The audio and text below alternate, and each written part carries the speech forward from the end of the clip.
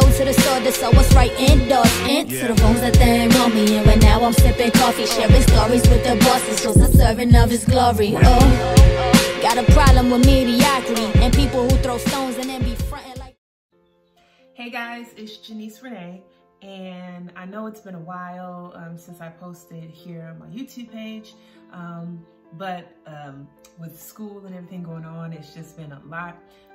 But I wanted to come on here to offer you guys a devotional reflection that I wrote a few weeks ago, maybe about 2 weeks ago or a week ago, and that God had laid on my heart concerning the coronavirus and everything's going on, and it's difficult to stay encouraged at times. It's difficult to believe that God can come through, but I really feel like God gave me this word of hope for me, but also to share with whoever would watch this. And so I just wanted to come here to encourage and record this video to encourage you to continue to believe that God is able and that God is the God who comes through. The passage of scripture that I was reflecting on comes from Isaiah chapter 40 verse 3, where it says, "A voice cries in the wilderness, prepare the way of the Lord. Make straight in the desert a highway for our God." So anybody that knows me knows I'm a preacher. I love preaching. I love exegesis. It's really important to me. And I think something that I need to note before I really get into the reflection is how this particular verse is written. A lot of times we read it that the voice is crying in the wilderness. A voice cries in the wilderness, prepare the way of the Lord, or whatever. But the command, this is actually a command coming from God, telling a prophet of God to call out into the wilderness. The word of the Lord for you people is, in the wilderness, prepare the way of the Lord, right where you are. The voice, the prophetic voice, is not among the people in the wilderness, or at least we don't know. But the word is for the people who are in the wilderness, that where you are, while you are in the wilderness, it is now the time to prepare. Prepare in the wilderness. And I think a lot of times we want to be ready when God pulls us out of the wilderness. We want to be pulled out before we prepare ourselves. But this particular scripture is encouraging us to prepare ourselves right where we are, right in the wilderness, right in the midst of calamity, to prepare yourself, right in the midst of uncertainty, to prepare yourself, right in the midst of pain, to prepare yourself, right in the midst of loneliness, to prepare yourself, right in the midst of trial and tribulation, to prepare yourself for what God is getting ready to do. And what does this passage encourage us to know? Is that God is getting ready to come through. God is getting ready to come through this wilderness. It says, in the wilderness to prepare the way of the Lord. Make straight in the desert a highway for our God. And like I said, the command is that the people in the wilderness are preparing right where they are for God to come through. In other words, there is a level of responsibility on us as the people who are experiencing this coronavirus wilderness. There's a level of responsibility. We're all waiting on God to come through. But what if God comes through by the way that we handle this pandemic? What if God's way of coming through is by us washing our hands? What if God's way of coming through is by us staying at home if we're not essential workers? What if God's way of coming through is for us praying for all the essential workers who are out there, praying for and creating masks? I've seen on social media that there are designers who are creating masks to donate to nurses and doctors and stuff. And what if this is God's way of coming through by us following the guidelines of the CDC? Which suggests to me that there is a need for us to tear down some of the things that are in the way.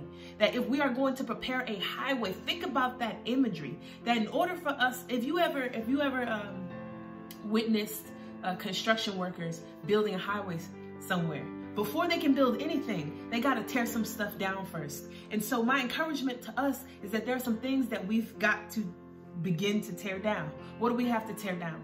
Selfishness that causes us to think that going out, not knowing if you're carrying the virus and potentially passing it on to others, stay home.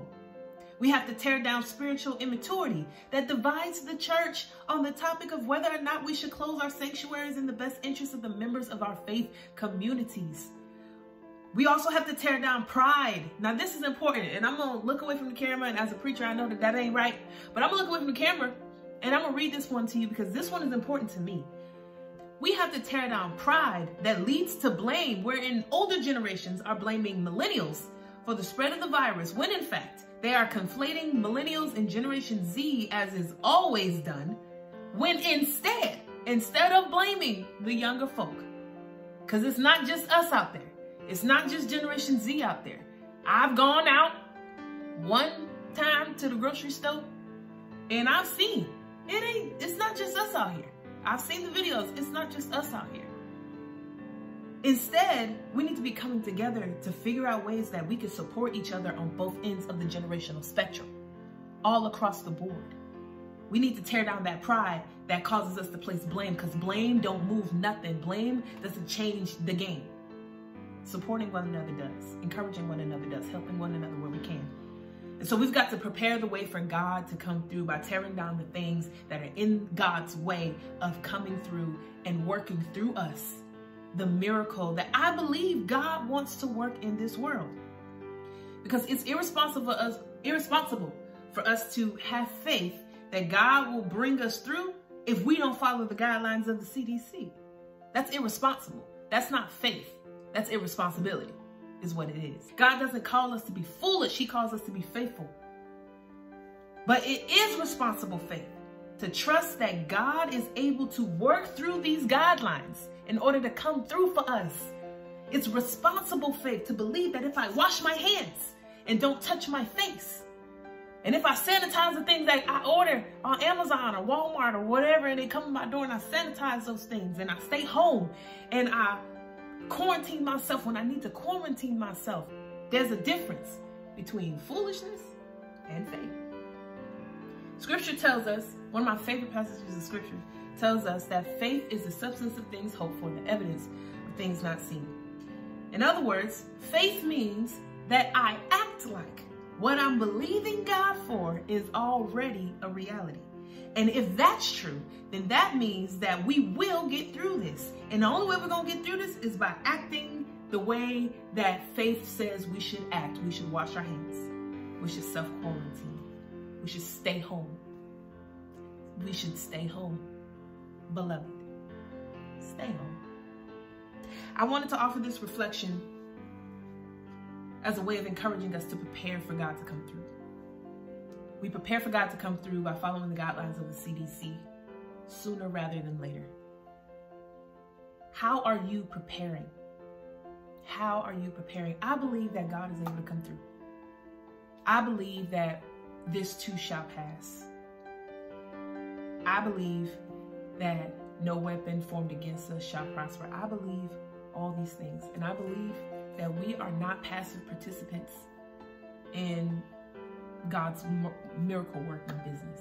I don't believe we're passive participants. I believe that we are active participants, and we activate our faith every time we do what we need to do in order to make room for God to come through. So my question to you again is, how are you preparing? I hope that this short devotional reflection was helpful for you. And I pray that you are safe, that you are healthy, eat, love on your friends and family in whatever healthy way or whatever responsible way you can do that, whether that's FaceTime, Facebook Messenger. If you don't have an iPhone, you can't FaceTime people. Facebook Messenger is a great tool for video chatting.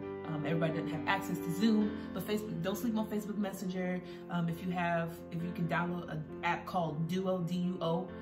That's a great app for video messaging if you don't have the capability on your phone. There are so many different options for you to be able to communicate with people. Make sure you're checking on your loved ones.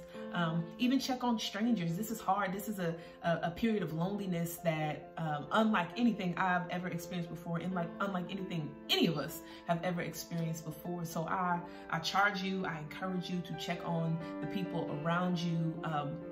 Make sure you're eating. Make sure you're resting. Make sure you're taking care of yourself.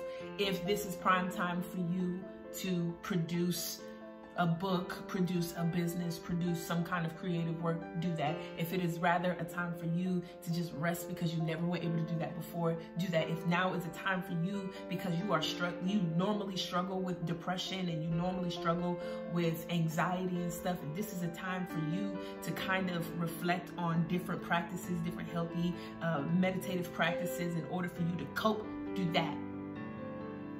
Beloved, my friends, I'm praying for you. Also, if you are a believer, which if you're watching this and you might be, if you are a believer and you have a church home, pray for your pastor. No pastor has ever pastored through an epidemic or a pandemic like this before, at least not that I know of. No pastor has ever pastored a church through this. Instead of critiquing and arguing and being divided about the semantics, pray for your pastor. Your pastor not only has to be the pastor of the people, but your pastor has to also be every other hat that they wear. Could be a spouse, could be a parent, a human in general. Think about that, friends. If you yourself are frustrated, if you yourself are stressed out about everything that's going on, imagine what your pastor is experiencing, having to go through that same stuff, and then layer on top of that, still be able to pastor people who are still going to be looking to them for some kind of spiritual nourishment. Friends, let's stick together. Let's come together. Let's do this together. Not physically together, because that's against the CDC guidelines, but like let's come together in spirit and love on one another where we can or how we can, and do what we got to do to wrap this up. Friends, think about this. There are brides and grooms who have canceled their wedding. There are graduates like me who unfortunately won't be having a graduation the day and time that we have been planning for the past couple of years. There are people who are losing family members. And yes, we are celebrating that. Not everybody that gets the coronavirus is dying from it. We celebrate that. But we also know that there are people who are dying, staggering rates. And it's so that means that it's important for us to do our part in order for this thing to go away, in order for us to experience God's coming through into the world and doing what God normally does.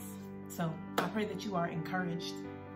I pray that this video helped you. If it did, share this video with somebody to encourage them to prepare for God's movement by following the guidelines of the CDC and doing what we have to do, doing our part in order to experience God's coming into this particular situation, this crisis.